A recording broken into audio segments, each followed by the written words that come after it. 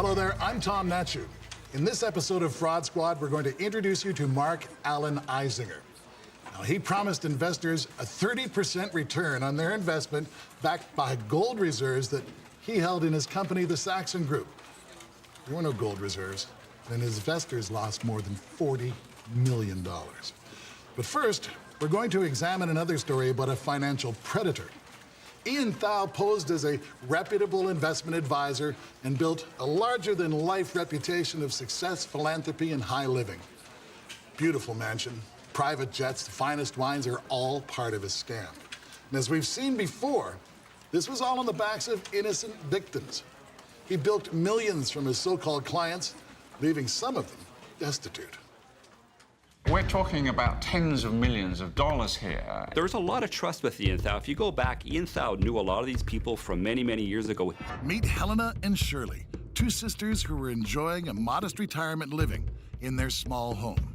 That is until Ian Thau came into their lives and created a financial disaster, all based on fraud. I've never hated anyone in my life before. I do hate Ian. At one point, we were up over $1 million.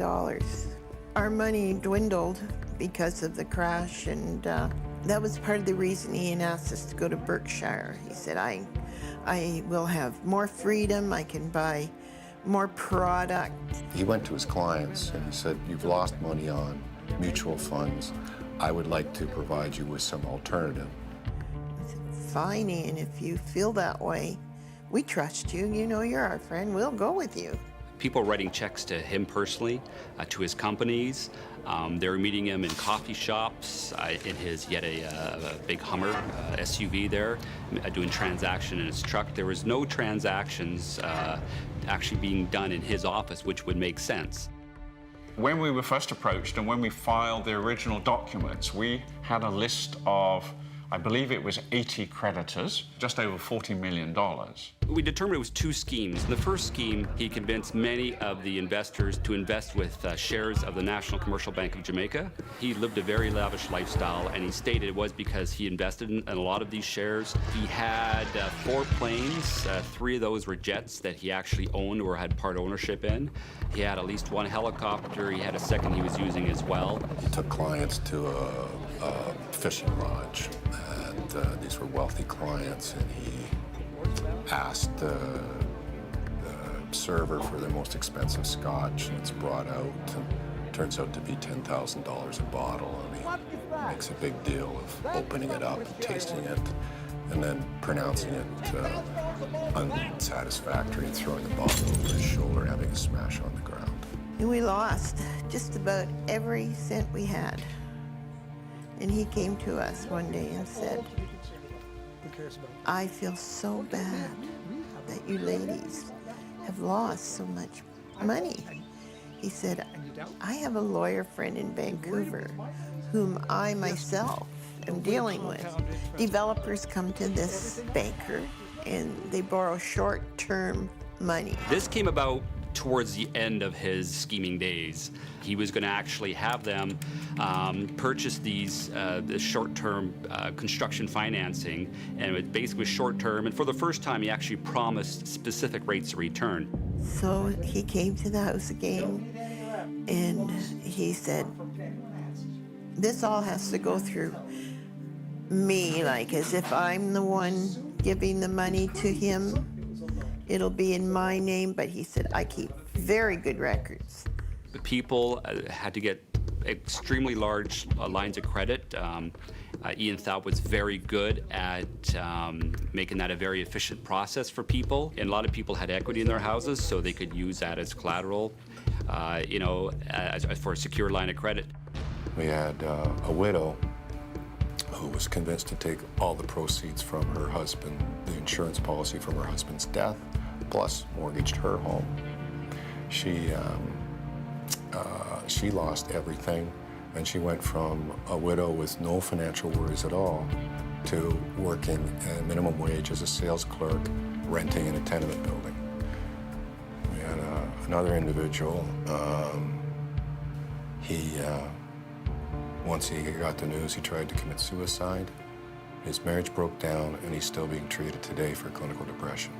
We were just on the verge of asking him for our money when all of a sudden the bottom fell out and we started hearing these rumors. We tried to contact Ian. We phoned him and he would not return our calls. When they knew something was happening, they actually had Ian Thao come over and they surreptitiously recorded the conversation with Ian Thao, which was, I thought, was brilliant. How much is lost in North America each year to invest in fraud? $100 million, $5 billion, $11 billion, or $50 billion? Before the break, we asked, how much is lost in North America each year to investment fraud? Is it $100 million, $5 billion, $11 billion, or $50 billion? The correct answer is C. There are many types of investment fraud. An exact dollar amount is hard to pin down. Some estimates peg investment fraud at over $11 billion per year. If anyone asks, So when Ian came in, he sat down, and it's funny, he very often asked us if we were taping him. And no, we don't tape you, you know. But this day we did. It was quite revealing, I think, that I think on it sounds like fraud to me, what he said. there's no reason. The fact is he was still working for Berkshire, and the allegations are that Berkshire should have had more control, or at least more knowledge as to what Ian Thao was involved with, especially when it was very evident he was living this very lavish lifestyle.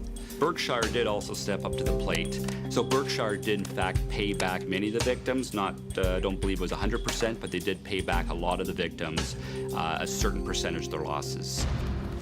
The investigation started out with 26 victims. The amount of money that Mr. Thao's victims were defrauded of was, we think, in the range of about $22 million. But at the end of the day, the charges that we ultimately laid related to around $10 million. Mr. Thao was seen taking or receiving some of his personal assets across the border, across the US border. And again, that's what gave rise to our application to have an arrest warrant issued. Mr. Thao went down to the US and he immediately declared bankruptcy in the US. Were he able to go through the bankruptcy in the US and come out the other end and get a discharge, he would in effect be able to live in the US and not be hassled by the Canadians, because he could argue that his debts have been discharged in the US. The U.S. Marshals and FBI were also very involved with doing surveillance, pinging cell phones. So they were very involved in this as well. They weren't just, you know, sitting back and waiting for the phone call. We had a provisional warrant plus an extradition request approved. He was arrested in Portland, and he waived his the extradition, and then he was driven to the border. And at that point, our investigators picked him up at the border and brought him back here. At the end of the day, IMET only proceeded with 21 charges. There was nothing to seize, and the bankruptcy trustee went in and grabbed whatever he could. In the end of the day, it was really, truly just the equity in the house. He was banned from the marketplace and fined several millions of dollars. I think it was the record at the time. Basically, he's destitute now. He's bankrupt. And if it does nothing but keep him impoverished for the rest of his life, that's perfectly appropriate in my view, because that's the condition that he left many of his victims. He didn't get away with what he did. Although they haven't got the money back, he has paid by being given a jail sentence.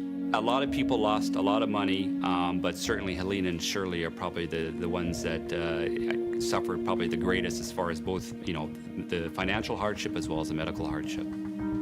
I had bypass surgery. Too much stress. No. Pressure. My sister had a heart attack, which I blamed directly on Ian. Okay. And he just destroyed our life. We have no money. We hold this house together barely. Mr. Thao is about to be released. I think today he presents the same risk that he did before. I have no reason to believe that he's not going to go up to someone else, even in the absence of registration, and lie to them and try and take their money. Which investment fraudster is credited with saying, "I was making over $100 million a year"? Was it Charles Ponzi, Bernard Madoff, Gordon Gekko, or Kenneth Lay? Well, the correct answer is Bernie Madoff. He was quoted making that statement. His Ponzi scheme is estimated to have cost victims over $50 billion. Total invested funds in the Saxon group of companies was approximately $40 million. Some of the people have put 100% of their saved money into Saxton. There is no shortage of investment prospects. Equally, there's no shortage of unscrupulous investment advisors. As financial advisors, Robert Izinga's company sought out solid, low-risk investments for their clients. But as we're about to see, even the advisors themselves can be scammed by fraudsters. I think about some of the clients and the things that we've experienced, right?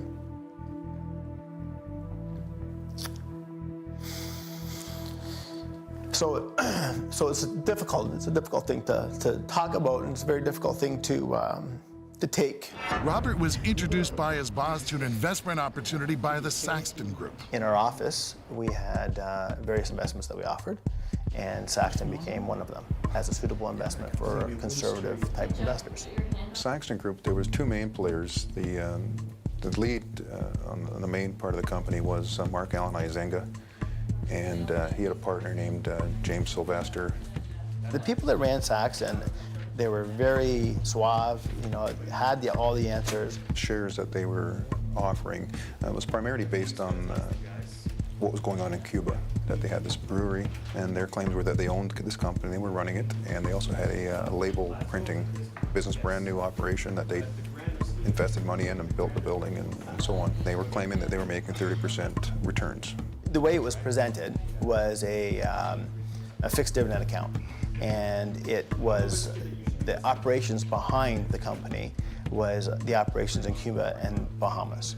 And so the operations were profitable from the information that we were told and were shown, and that was offered to the clients. Rob approached me if I would be interested in investing my money with him, build up a clientele. And we knew Rob already for a long time, so we trusted him. Oftentimes you'll hear, if it sounds too good to be true, it is. Well, this wasn't necessarily the case for this particular investment. At the time, if we compared it to, let's say, a bank, GIC or something, they were offering about 8.25% or in and around there. So Saxton was offering 10.25%. They were getting 10.25% on their investment, but it was based on a 30% return on the businesses down in Cuba. We were kept up to date how things were going down there, and to us it was all very legit. So I invested my own personal money in excess of $200,000 in the company, and my family's money as well. I had other clients as well that invested in, or I would gear their money towards Saxton. You want to pull up the other chart? They made various public presentations. They were very well aware of where the money was going, because they were the ones handling the money. They were involved with the actual sales to the investors, to what the pitch was, and the fact that the pitch was inaccurate. There was the investors were not told the truth about where the funds were going. They weren't told the truth about the guarantees. There were no guarantees. Things were running okay there. They showed us pictures. But see, it was another end where the money was disappearing, which we were not aware of. People liked the registered retirement aspect of it. The investors did, that they could invest money in this corporation and get share certificates. It would all be held within a retirement savings plan, and had some kind of guarantees, because they had a bank was sending out the quarterly statements for them, saying, okay, then there's the bank's overseeing what's going on. There's some less risk involved. There's good returns being made, and sure, I'll put my money into that. When they started to amalgamate the financials, there was a lot of delays. Those funds were very difficult to trace. Approximately just under $6 million went to the Bahamas. We traced that. And then a large amount of money was spent on leasing vehicles, Porsche, several Mercedes. We got the first letter that there were problems. I think one feels very anxious when you get a letter like that. It brings up fear. How could we ever have gotten into this position? You know, that was kind of a holy crap moment, because it's like, whoa, you know, what's going on? There's obviously some problems here, like big problems here. I remember right away calling Rob, what's going on? And it went from bad to worse. Rob had the heart-wrenching task of informing all of his clients of their massive financial losses. For me personally, as an advisor, that was kind of my you know, I looked at that, and you know, you're kind of, your heart falls in your stomach, and you say, this very well may be a scam. I had worked for 50 years, never was unemployed, hardly ever sick or anything. And then all of a sudden you lose your job. And then you lose your money. On top of that, I felt guilty, because I was the one who talked her into, you know, investing. You have to be careful then not to blame one another for something that in the first place they probably couldn't help anyway. But it's so easy to do in a moment of frustration or anger to do that.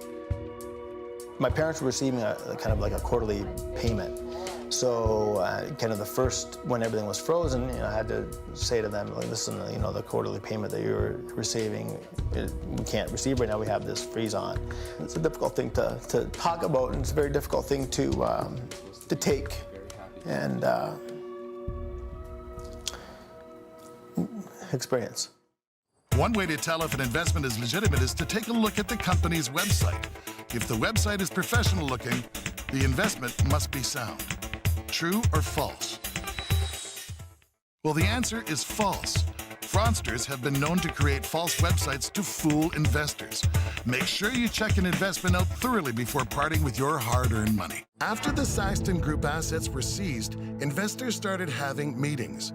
Lawyers, shareholders, and accountants were trying to see what avenues existed to try to get their millions of dollars back.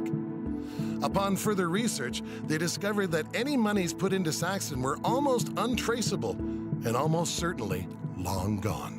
There was a statement that came out from, I think it was KPMG, that had audited the operations, and it showed that the assets were only worth about $5.5 million or something, and they could only account for about $10 million of $40 million. We found out how many people had invested and what kind of people. Then we learned that lawyers had and doctors had, and I thought, well, if they did, well, you know, and I did too. Maybe I shouldn't be too hard on myself in thinking, how dense could you get? Surely all the money can't be gone. And, you know, we have, you know, monthly statements, we had quarterly statements, we had all these documents that we thought justified or that the investment was real. A lot of sleepless nights, you can't believe it. You look back and you think, one, you feel a huge amount of guilt. So you're looking at it and you're saying, you know, my first concern wasn't really for myself and my family so much as it was for my parents and a lot of the family and friends that had invested in the company. The police had a difficult time trying to find people to testify because so many of the victims were friends of the financial advisors. And they're the ones that encouraged them to invest in Saxon in the first place. And even after all of that happened, their friends didn't want to turn them in or get them into any further trouble. A lot of people were nervous about testifying in court. A lot of people were embarrassed. Dealt with a person they trusted, and they didn't want to get that person in trouble. They were both charged in 2003. Unfortunately, Mr. Sylvester died shortly before the preliminary hearings were to start, and Mr. Izinga entered a plea of guilty in November of 2005. Before any witnesses were actually called. Mr. Izinga was sentenced. He received 8-year prison term, and at that time a $35 million restitution order was made. He appealed those decisions. His sentence of 8 years was not changed. It remained, and the restitution order was amended to $20 million based on the argument that he was unable to pay. It's not unusual for life to give you detours, so this was one that we had to learn to deal with. Yes, there's the loss of dreams of, well, when we retire, maybe we can do such and such. But after we lost the money, that was not possible anymore. The one thing that that this experience has really taught me. There are some people that truly value the relationship over money, and those are the people that help me get through it. You know, that really emphasize the fact that they realize that they trusted me and that I didn't violate their trust, and that they understand and realize that I also was a victim. And those people and those relationships really help you get through. Well, we've come to the end of another episode of Fraud Squad. Remember, we're fighting fraud together.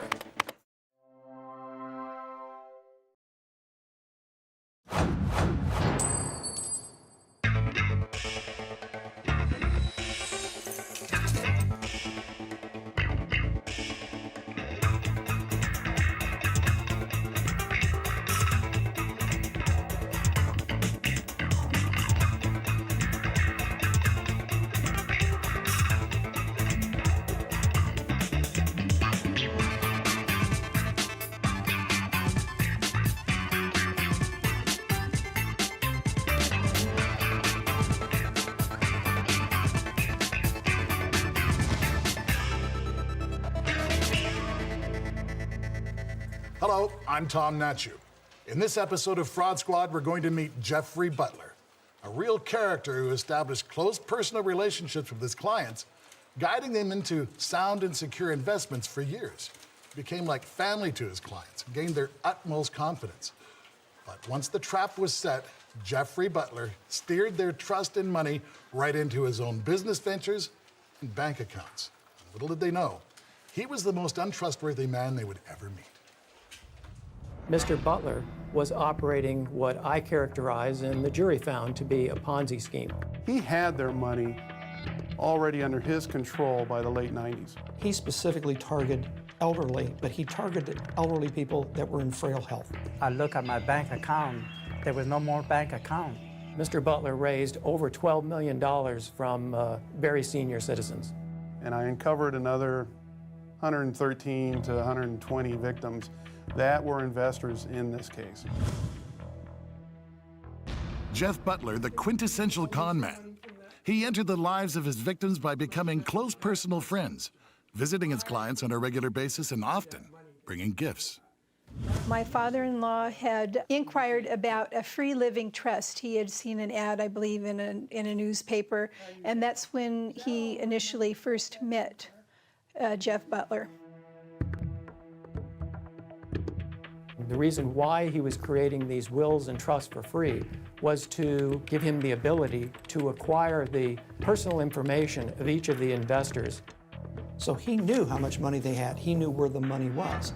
So it made it very easy for him, after building up this trust, to then go ahead and start moving that money from legitimate investments initially over into the fraudulent investment. Jeffrey, I think that you owe me some money. Last week's game? You don't forget a thing, do you, Joe? No, I don't.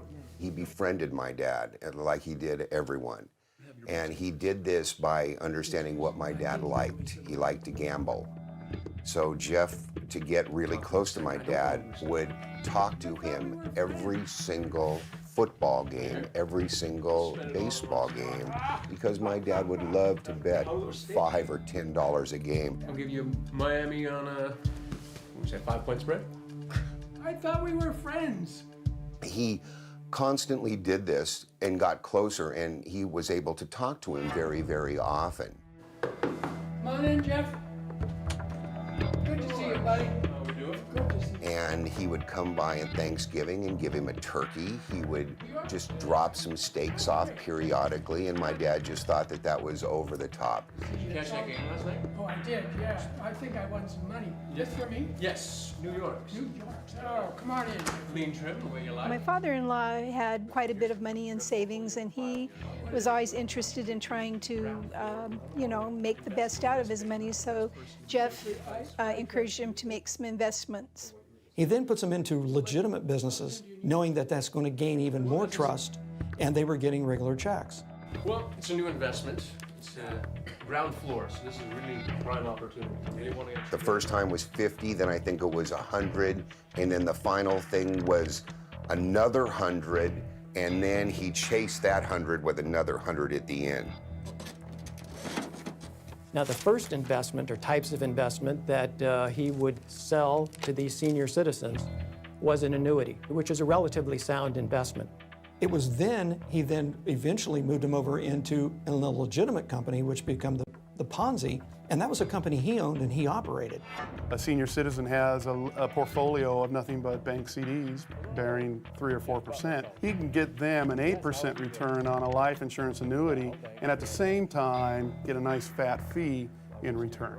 And what the seniors didn't realize is that these annuities, you had to be in them for at least 2 years, where Butler was pulling them out at the 1-year mark to get them into this medical capital investment, where he again would realize a fat 10% finder's fee each time. There was a penalty associated with freeing up the funds from the insurance company, which the investors were never told about.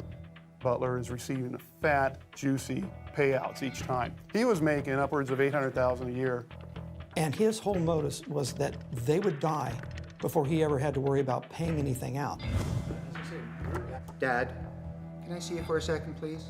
He actually caused rifts between my father and I. Dad, listen. This guy I don't trust. Do not invest your money with him. But I've already invested money. You know that. Jeff knew that I knew that something wasn't just absolutely perfect to get this kind of money when these interest rates weren't out there. I just knew something was wrong. So my dad, knew that I really wasn't a fan of Jeff's. So we were talking. I don't want to overstep my bounds, but as your friend, your son really isn't an ideal person to be talking with about investments. I mean, what are some steps that should be taken before you give your money to an investment advisor? Ensure the advisor is registered with the appropriate government agency. Check to see if the investment advisor has any complaints registered against him or her. Check his professional credentials with a licensing organization, or all of the above. Well, the answer is D. All these steps are helpful to determine if you're dealing with a reputable investment advisor. Jeff tried to influence my father-in-law in not to listen to Kirk if Kirk gave him advice. He, said that Kirk was not experienced in finances in this area. You shouldn't be listening to him. He's not going to be guiding you correctly. Jeff had got him to invest a couple $100,000. well, we're looking at probably 3 times.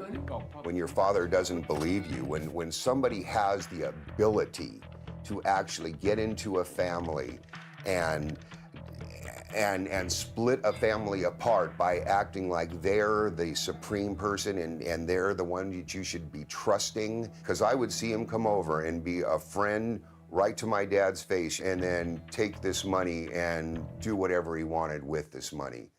He went specifically after senior citizens who were supposed to be in the golden years of their life, had saved for retirement for that specific purpose. And he turned around and stole every dime that they had and literally put them in poverty. Jeff was not calm as much, and then towards the end of the year, he got a letter in the mail from Jeff saying, unfortunately, everything that they had worked on had been lost. My dad used to sit there and shake when he would think about Jeff Butler. It was horrible. Shortly after, Keith's father passed away. Butler was able to successfully con over 120 retired individuals, but he underestimated one of his clients, 80-year-old Jose Ruano. I spent weekends and many nights writing letters and looking into the internet for anyone that could help me. We invested in an annuity plan, invested quite a bit of money in there. About $256,000 altogether. I would land in Korea 7 days after the war got started over there for 9 months. Left there in 1951. Eventually, the Vietnam War broke out, and they volunteered my service over there. I had 4 tours in Vietnam. He has commendations and recommendations. He took the money that he got while he was in the war zone, and he took that money and set it aside, never spent a penny of it. And he put it into savings so that he would have it for his retirement years. And now he gets to his retirement years, he invests with Jeffrey Butler, and everything he worked for is now gone. After a couple of years, he then changed the investment, offering to his investors an investment in a company that he created called Global Network Providers Grenada. And I found out that the company was involved in communications, building a cellular telephone system network. About 130 clients were already in another investment that he had going for them. He merely transferred their investment to this one under the premise of it's safe and secure, you'll still receive your same rate of return. Much of the money was used for his own personal uses. It included several cars, very nice house in the San Juan Capistrano area, and basically just living a very high lifestyle. He provided us with the newly written promissory notes. When I read the promissory notes from Global Network, I read, and they were identical to the promissory notes from the MCC company. And I became very suspicious. And in September of 2003, Mr. Butler started to send out notices to his investors saying that he needed a delay in payment on their investments because of problems that were going on in Grenada. He continued to send these letters periodically until 2005, when ultimately he said, your investment is lost. I received a call from Mr. Butler, and I brought out to him the fact that I wanted to seek legal advice. And he just laughed at me. He said, so what? So he's an attorney, so what? Well, I need help. I need money right now, Mr. Butler. I said, I'm pleading with you. I'm actually pleading for my own money. I said, my dad is dying. Could have visited. So he said, well, Absolutely. I can't help that. No. But he wouldn't give me any money. So it's like a financial homicide because now they don't have any money to live off of. The range of dollar losses to the victims was as low as about $12,000 and as high as $700,000. But that's not a fair characterization of the harm and injury that was created by Mr. Butler. The gentleman who invested only $12,000 is a man named John Haug. I had a small pension.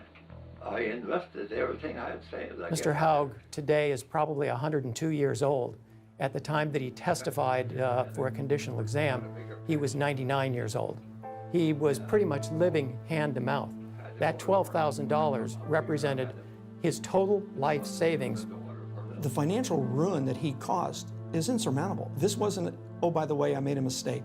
He deliberately targeted these people. At one time, because of the shame that I felt that I thought about committing suicide.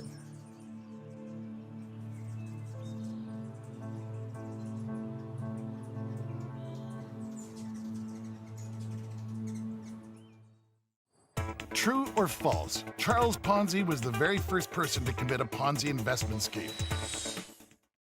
The answer is false. Although Charles Ponzi is credited with inventing the scheme and is one of the most well-known fraudsters ever, historians tell us that this type of fraud dates back hundreds of years. If it had not been for Jose Ruano, I firmly believe that Jeffrey Butler would still be doing what he was doing right now, and nobody would ever be the wiser as to what happened. This is 2005. This case was brought to our attention as the result of one particular investor. His name was Jose Ruano. After I talked to him and he laughed at me, I was very bitter. I had gathered a number of documents from the FCC, the ECC, many governmental agencies. And I have checked into this guy. I also had him investigated. It cost me a lot of money to have him investigated. Mr. Ruano is, in my opinion, an amazing individual with an incredible amount of tenacity. While he couldn't say specifically how it was fraud, he believed it was fraud. I spent weekends and many, many nights writing letters and looking into the internet for anyone that could help me. I contacted the district attorney office in Orange County, and Mr. Fraser was very, very instrumental in helping me. I arrived at Jose's house. Now, Thank you for And he took me over to the kitchen table where he had already had all the documents laid out in perfect little stapled, paper-clipped order. Mr. Fraser came here about 2 or 3 times and made a recording over, took several notes.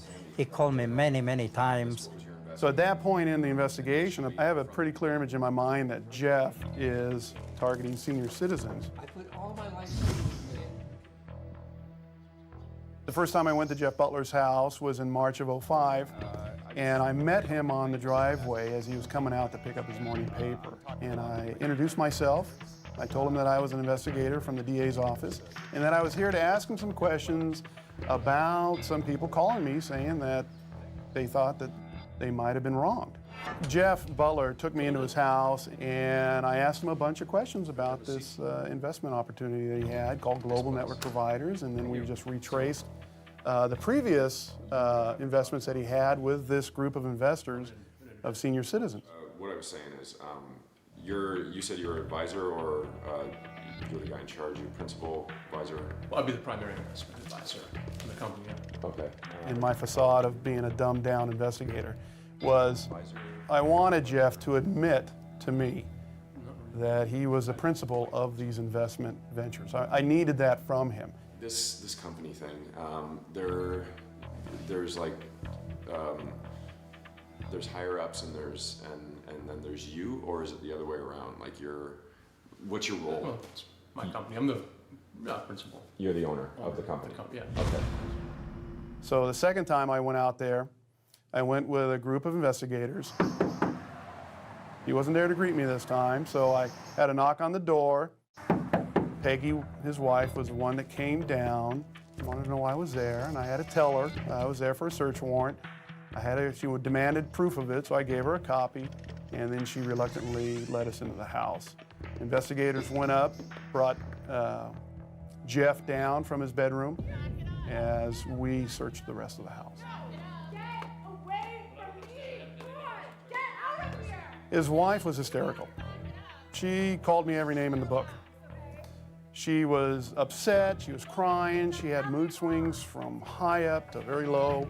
He had all of the global network provider files, he had all of the living trusts, he had all the investment material in his third garage in vertical file cabinets. So we took everything that was pertaining to any one of our 115 victims at the time. So it came out to be 500,000 documents. It took me about a year to put this case together. I believe we had a little under 900 charges that we charged him with.